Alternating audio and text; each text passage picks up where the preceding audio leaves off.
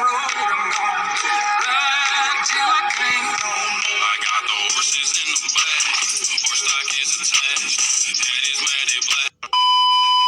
guys, assalamualaikum. Welcome back to my YouTube channel.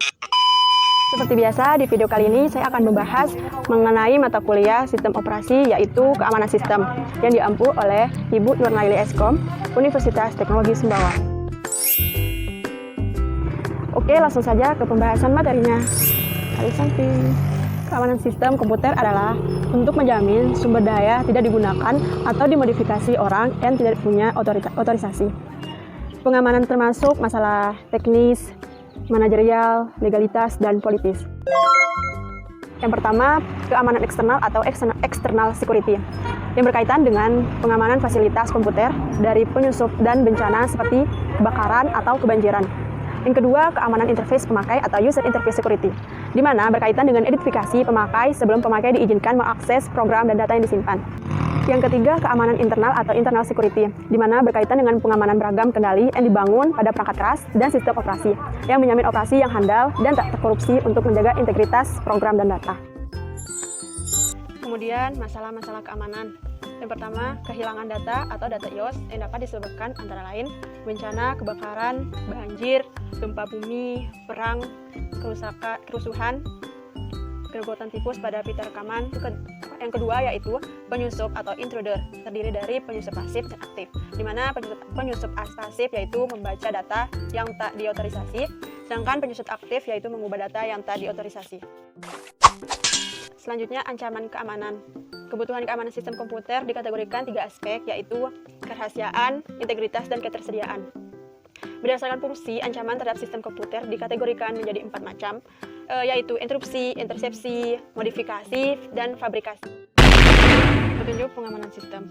Petunjuk mengenai prinsip-prinsip pengamanan sistem komputer yaitu rancangan sistem seharusnya publik atau umum, dapat diterima pemeriksaan otoritas atau kemudian kewenangan serendah mungkin, dan mekanisme ekonomis. Contoh otentifikasi pemakai atau user authentication. Yang pertama itu ada password, di mana pemakai memiliki satu kata kode, mengingatnya dan mengetikkan saat akan mengakses sistem komputer. Yang kedua, identifikasi fisik, yang dimana pendekatan lain adalah memeriksa yang dimiliki oleh pemakai, seperti kartu berpita magnetik, sidik fisik, kemudian analisis tanda tangan, analisis suatu yang dipunyai pemakai, dan analisis darah. Yang ketiga itu pembatasan, di mana pembatasan dapat dilakukan sehingga memperkecil peluang penembusan oleh pemakai yang tak diotorisasi. Mekanisme proteksi sistem komputer, di mana pada sistem komputer banyak objek yang perlu diproteksi, yaitu dalam objek perangkat keras seperti pemproses, segmen memori, terminal, disk drive, dan printer, dan lain-lain. Kemudian objek perangkat lunak, yaitu proses, file, basis data, smartphone, dan lain-lain. Program jahat adalah program yang mengeksploitasi kelemahan sistem komputasi yang terdapat ancaman-ancaman, yaitu dibagi menjadi 2 kategori, yaitu program-program yang memerlukan program inana atau host program, di mana fragmen program tidak dapat mandiri secara independen dari suatu program aplikasi, program utilitas, atau program sistem. Kemudian program-program yang tidak memerlukan program inana, yaitu program sendiri yang dapat dijadwalkan dan dijalankan oleh sistem operasi tersebut. Tipe-tipe program jahat dibagi menjadi 6 bagian, yaitu bakteri, logic bomb, trapdoor, trojan horse, virus, dan worm. Antivirus, di mana dalam antivirus ini ada beberapa pendekatan untuk mencegah masuknya virus ke dalam komputer, yaitu deteksi, kemudian identifikasi, dan penghilangan.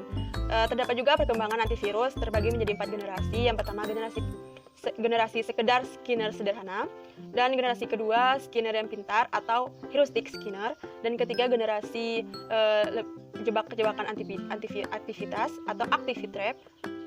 Kemudian generasi keempat yaitu proteksi penuh atau full feature protection. Terima kasih telah menonton video saya, dan semoga video ini bermanfaat untuk kalian semua. Jangan lupa like, comment, and subscribe. Dadah!